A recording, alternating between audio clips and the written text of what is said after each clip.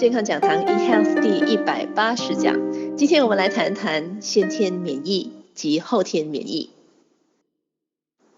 新冠肺炎病毒肆虐，我们人也知道说免疫力对我们身体太过重要了，所以呢，今天我们来学习什么是先天免疫以及后天免疫。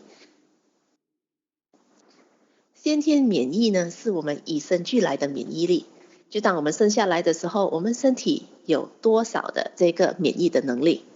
适应性免疫呢，或者是我们叫做后天免疫呢，是我们的免疫系统后天学会应对入侵物的反应。当一个妈妈在怀孕，甚至当两夫妻还没有怀孕结合的情况之下呢，两夫妻的体质已经决定了他们在结合之后，在妈咪孕育那个宝宝的时候呢，给了他这个宝宝先天免疫能力的条件了。就是说，在他孕育这个宝宝在子宫里边的时候呢，他做了些什么东西，他有吃对或者吃过的营养，他有做好他的4大养生文化，让这个宝宝在健康的子宫里面健康成长的话呢，那这个宝宝的先天免疫能力呢是会比较优质的。那后天免疫是什么概念呢？就当一个小宝宝被生出来的情况之下，我们每一天每一分每一秒呢，都会接触很多的外在的一些敌人，就比如说细菌啦、病毒啦，或者是一些空气的微粒子啦，或者是一些的污染物。这些呢，就是让我们的免疫系统呢，学会如何应对这些入侵物入侵到我们身体里面呢，是如何让这些入侵物不要在我们的身体里面造成破坏的一个训练。所以呢，先天免疫和适应性或者是后天免疫呢，它是非常密切的配合以及合作的。要先天免疫，要准备，要做得好，根基要打得强。同时呢，这个适应性免疫或是后天免疫的功夫呢，如果呢我们同时呢无时无刻的从出生直到不管您是什么岁数，不断的让它越来越健康，越来越平衡更强壮的话呢，那我们的人体才能有能力保护外来入侵对外来入侵物的伤害的。人一出生就具有先天免疫力啊，这是人体对于入侵物迅速做出的第一个反应。就比如说什么呢？当我们有细菌病毒感染的时候，我们身体的一系列的反应比如说体温会升高，然后呢可能会产生体温升高就是发烧啦然后呢会产生多余的粘液，就比如说流鼻涕啊、打喷嚏啊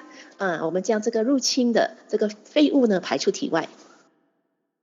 所以呢，我们叫这个叫免疫反应。所以各位，我们不要太过紧张。今天我们发烧了，我们的温度提高了，那是不是赶快要把这个烧给降下来？稍安勿躁哈。我们的这个发烧呢，其实呢，一般上一个人如果是体温呢，他烧到42度摄氏42度才会影响到我们的脑哈。所以呢，少过42度的话呢，您放心哦，我们的这个烧呢，其实呢是我们身体的一个免疫反应，是我们的身体的免疫细胞它正在跟我们的细菌病毒在作战，然后呢有的做出的反应而已。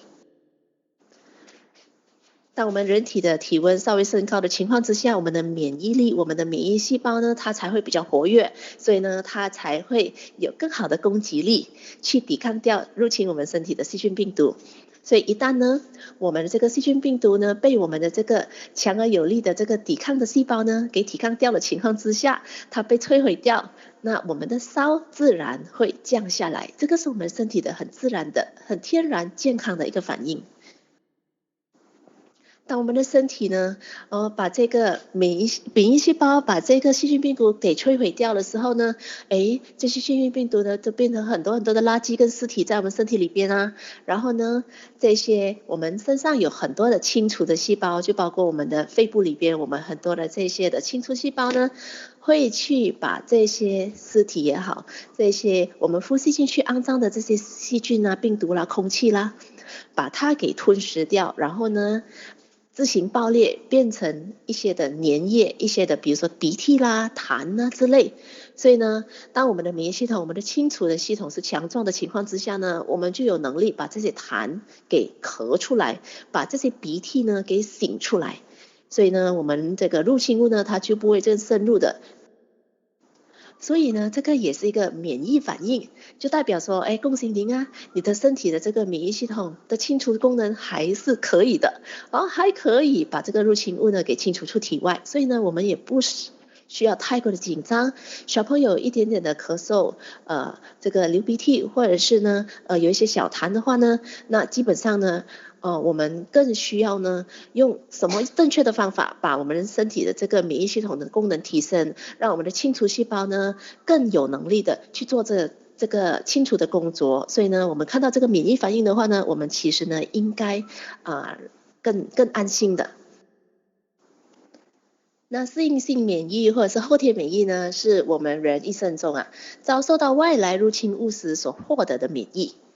这个免疫能力呢是怎么样的情形呢？免疫系统呢遭到入侵物的时候呢，就会产生特定的武器，就是那个抗体，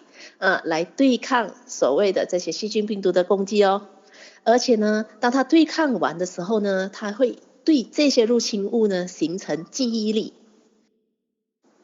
身体可能需要大约5到10天才能产生抗体。所以，但是当免疫系统呢再次遭到相同的入侵物的时候呢，之前形成的记忆力呢，就能让免疫系统呢迅速的采取行动，因此呢，可以防止同样类似的这个感染而引发的疾病再次发生。所以现在有些人开玩笑说，哎，如果那个人感染上了新冠肺炎病毒的话呢，哎，可能他就可以免疫了，他就可能再不会感染上了。哎，这个有一半是对的，有一半是不对的。怎么讲呢？他的对呢是在于，哎，是他已经有特定的这个后天免疫了。对什么？对他第一次感染到的这个新冠肺炎病毒的品种呢，有可能呢，他身体已经有抗体。因为它已经被入侵过，所以呢，细胞有了记忆力，所以呢，它对这个品种有可能在特定的情况之下，它又免疫了。不过呢，它也不要高兴的太早，它也是需要做防疫，是因为如果一旦病毒变种的话呢，变异的话呢，这个身体呢也对这个新的变异病毒就没有免疫力了。哎，不过它也不会完全没有免疫力哦，就看它的先天免疫的功能吧。那个时候，所以今天您看，当我们孕育小孩的时候，我们要如何的让这个小孩在我们的这个身体里面呢，已经有很好的这个免疫的基础，非常重要。然后呢，当我们把他生下来的时候呢，那我们的这个后天免疫力对他就非常非常的重要了。包括我们今天，我们不管处在怎么样的一个年龄，我们这个后天免疫力是靠我们什么方法来提升跟保护好的呢？后天的免疫力真的需要靠4大养生文化来保护好，每天多吃多样化完整性的蔬菜水果，而且呢，这些植物本身呢需要富含高抗氧化剂、高植物营养素以及高多糖体的成分然后呢，要多样，就是超过20种不同种类的蔬菜水果，这样子的情况之下呢，在饮食方面呢才是足够的。除此之外，养生文化的第2个文化就是要多做运动，再来呢要平稳的情绪，同时呢要有品质的睡眠，这个4大养生话每天缺一不可哦。先天免疫我们就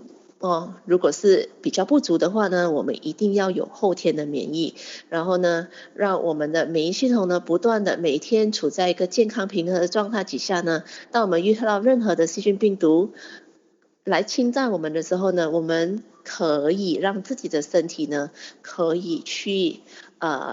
就建立好这个后天的免疫。那这样子的一个情况之下呢，我们才是有办法呢去抵抗不管今天我们是新冠肺炎的病毒，还是以后是怎么样的一些再来的世界，我们不晓得有多少的病毒在变种在变异。不过呢，只要我们打好这个免疫系统的基础的话呢，那我们就可以有一个比较放心的一个心情去应对了。今天健康讲堂 eHealth 第180讲，先天以及后天免疫。就跟您分享到这边，我是您的营养免疫学导师 Sydney，我们下期再会。